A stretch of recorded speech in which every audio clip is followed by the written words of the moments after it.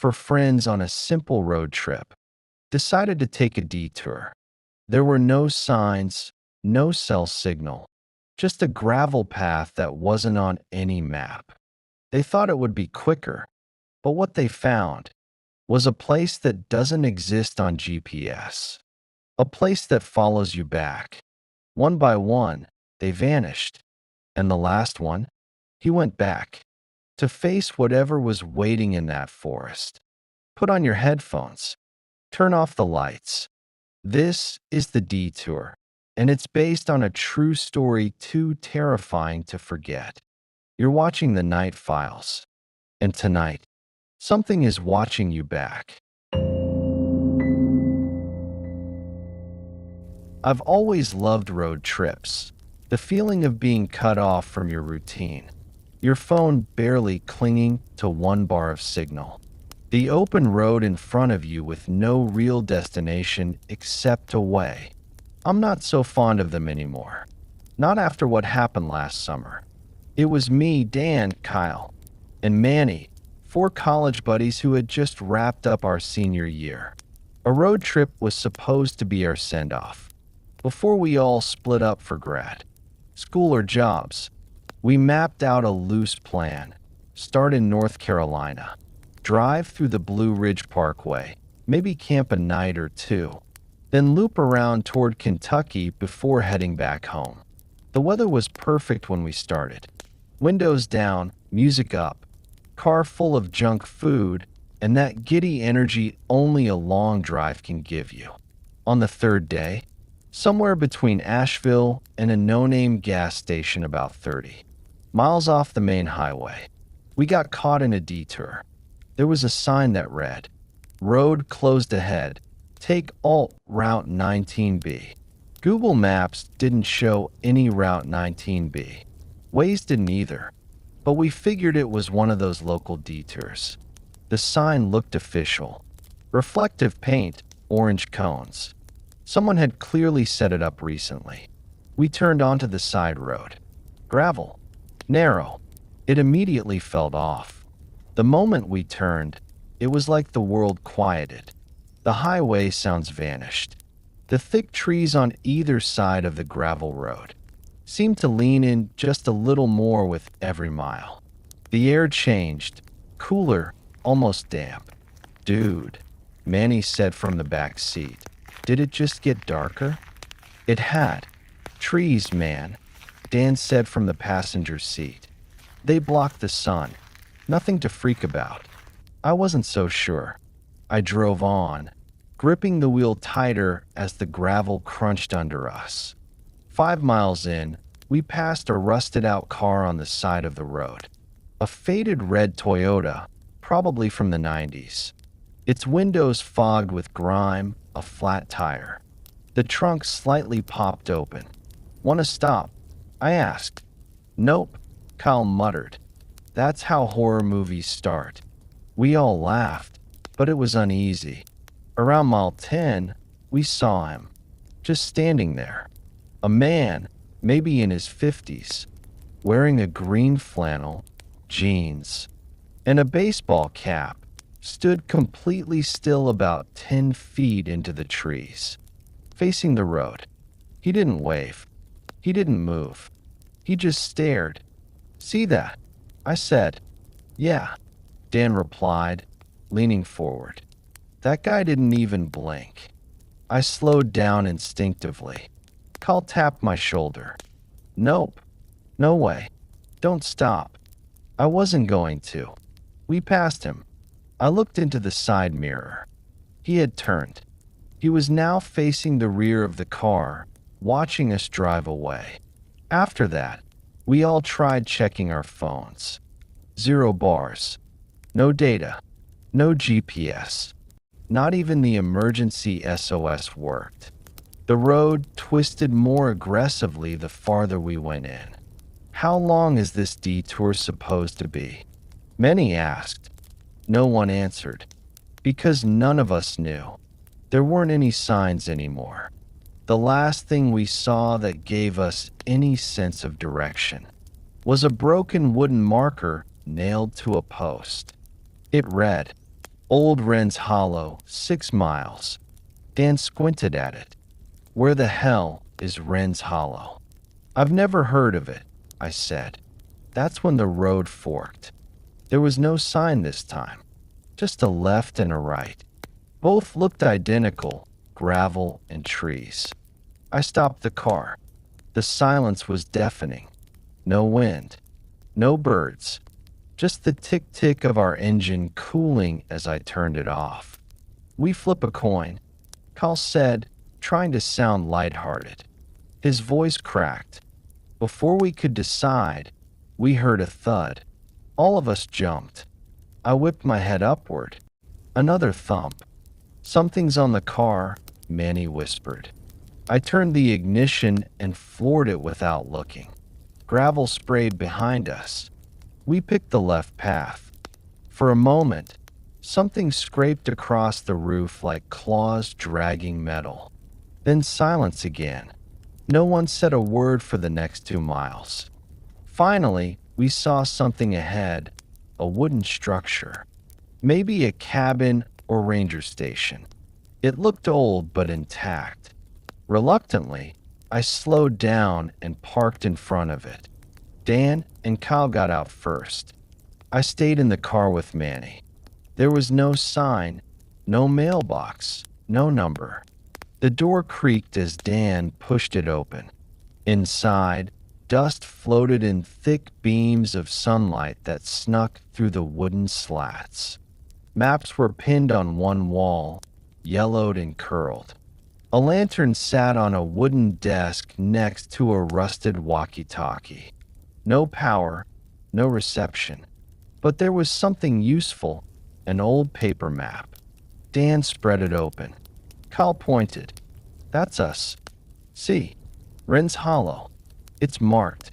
Looks like if we follow this same road another 10 miles. It reconnects with Route 80. 10 miles, Manny muttered. We can handle that. I wasn't so sure. Just then, Dan froze. Guys, this map. It's marked in pencil. Today's date. And a red X. Right over this cabin. The red X on the map wasn't huge. It was faint, drawn in pencil, but unmistakable. Right over the little square that represented the cabin we were standing in. No way, Kyle said. That can't be today's date. Dan held it up. It says June 4th, 2024. That's today. My stomach twisted. Why the hell would someone mark a cabin with today's date and an X? Manny asked from the doorway. Maybe it's a ranger's log. I offered. You know, like a patrol schedule. Then where's the ranger? Kyle snapped. And why is this place abandoned? I couldn't answer. None of us could. Outside, the wind had started to pick up. The trees swayed, slow at first, then harder. The sound they made wasn't quite a rustle. It was deeper, like groaning, almost like voices, low and murmuring. I stepped back out. The gravel crunched under my shoes louder than it should have. My ears were ringing faintly. I looked at the car. Scratches. Thin, deep ones across the roof. Guys, I called. Something was on the car. Then we heard footsteps, actual human ones, approaching from the woods. We all turned. A man in a long brown coat was walking up the road, slowly. He looked to be in his 60s, with leathery skin and a slight limp. In his hand, he carried a walking stick. His eyes never left us. Afternoon, he said with a slight southern drawl. Dan stepped forward. Hey, we're a little lost. Took a detour and ended up here. The man tilted his head. No such detour around these parts. We all went quiet. I seen your car pass an hour ago, he continued. You ain't the first to come down this way lately. What do you mean? I asked, heart now pounding. He didn't answer right away. Just looked up at the sky, then back at us. You best be moving on, he said, before it gets dark. Wait, Kyle said, stepping forward. Do you live out here? Do you have a phone? Radio? Anything? The man just stared. Dan held up the map. Do you know this place? Wren's Hollow. The man's expression changed slightly, a twitch in his cheek, a narrowing of the eyes. No one calls it that anymore, he said. Locals renamed it long ago. What's it called now? Many asked. He paused. Whisper Hollow. Whisper. I repeated. He nodded. Named for what you hear when you're alone at night. Ain't no animals in those woods anymore. Just things that whisper. A silence fell between us. Then he stepped forward and whispered something I'll never forget. They already know you're here. He turned and walked off the road into the trees without another word. No flashlight. No bag. Just vanished into the green. Dan broke the silence. Screw this. We follow the road. 10 more miles, right? Let's go. We all agreed. I fired up the car again. As we drove away from the cabin, I looked in the mirror. The man was gone. No trace. No movement. Just the thick, oppressive trees closing in behind us again. It got darker faster than it should have. Within an hour, it looked like late evening, though our watches said it was only 3:30 p.m. The GPS was still dead. Phones wouldn't turn on, even though we all had battery left. Manny leaned forward. Guys, I think we're looping. What? I asked. He pointed. We passed that tree before. Look, it has that weird knot in the middle like a skull. He was right. We had passed it. Carl started freaking out in the back. No. This is Blair Witch shit. We've been driving straight. Dan checked the map again. We should have been out of here by now. This doesn't make sense. Then, from behind us, a horn. A long, low blast. I hit the brakes. Looked in the mirror. There was a truck on the road. Headlights off. Huge. Dark red. Just sitting there, engine idling. No one visible in the cab. Where the hell did that come from? I whispered. We hadn't passed it. We hadn't heard it approach. It was just there. I rolled forward slowly. The truck didn't move. We drove for another half-mile, glancing back. Then it was gone. No turn-off. No engine sounds. Just vanished. Manny whispered, I want out. Now. Dan agreed. Next time we see any building or sign of life, we stop. I wish we hadn't. About 20 minutes later, the road opened into a small clearing with a barn. It was old, paint peeling, roof half collapsed, but there was a light inside. A single hanging bulb flickering behind one window. I parked. Someone has power here. Maybe a landline. We got out, leaving the car running. The air smelled wrong, like copper and wet wood. The kind of smell you get after something's been rotting in a basement. Dan pushed the barn door open. It creaked, and inside, the walls were covered in drawings. Hundreds of charcoal sketches, nailed, stapled, pasted across every surface. They were all of the same thing. A tall, gaunt figure with deer antlers and a mouth stretched into a long, gaping grin. Eyes hollow. Its arms too long. Its fingers touching the floor. Some showed it in trees. Some crouching behind houses. Some staring directly out at the viewer. And in red ink, scrawled on the largest drawing. IT follows those who take the detour. A soft knock. From inside the barn. Behind a stack of hay. Kyle turned, flashlight aimed. Who's there? The hay shifted. A whisper. Raspy, deep, not human. Too late. Dan screamed. Run. We bolted for the car. As we did, something huge moved inside the barn. We didn't look back. Gravel flew as I floored it down the road. For the next mile, something ran alongside us in the trees. We couldn't see it clearly, just movement. Fast, long-limbed. It never broke the tree line, but it kept pace even as I hit 60. Manny sobbed in the back. "We're gonna die out here." And that's when we saw it. A light. Actual headlights. A road up ahead. I didn't care if it was another illusion. I drove straight toward it. We broke through the tree line and suddenly hit paved road. Paved. Yellow lines. A street sign. We had made it. Behind us, nothing. No gravel road. Just solid forest. No barn. No detour sign. No Whisper Hollow. We drove straight to the nearest gas station 15 miles down and stayed there until sunrise. When we asked the clerk about Wren's Hollow, she frowned. "That place ain't on any map," she said. "Haven't heard that name in years."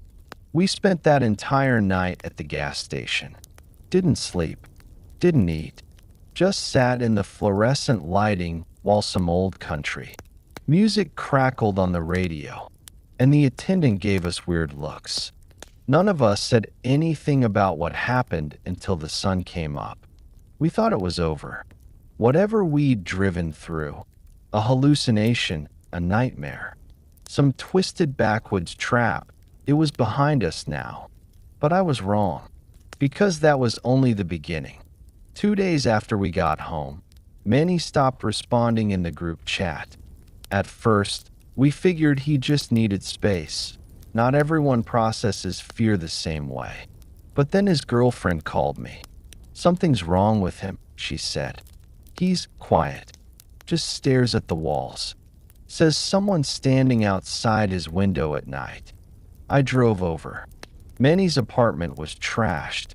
Dishes piled up. Curtains all torn down. Every mirror in the house shattered and covered with bed sheets. And in his bedroom, the walls were covered in drawings.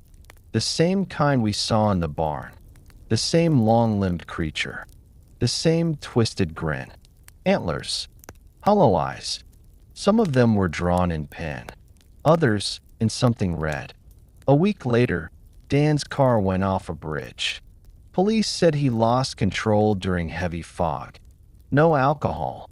No drugs. No skid marks. But the weirdest part? He wasn't in the car when they found it.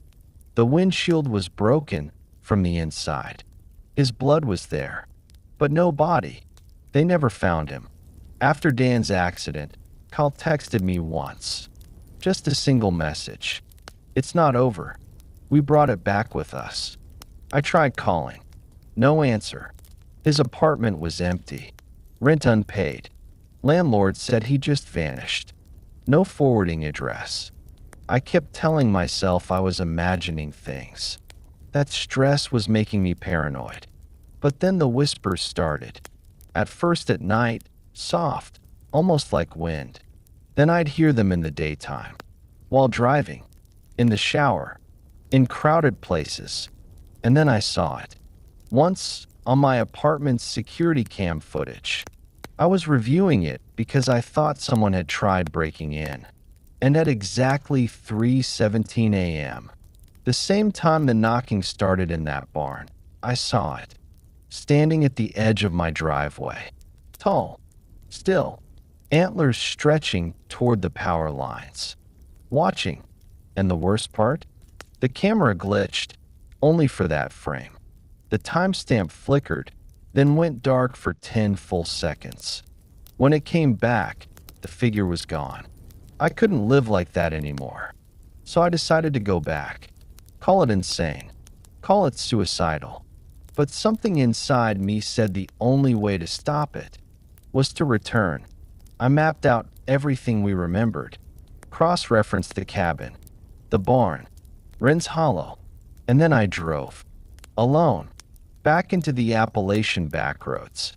No GPS. No phone. Just the printed map from the cabin. The one with the red X.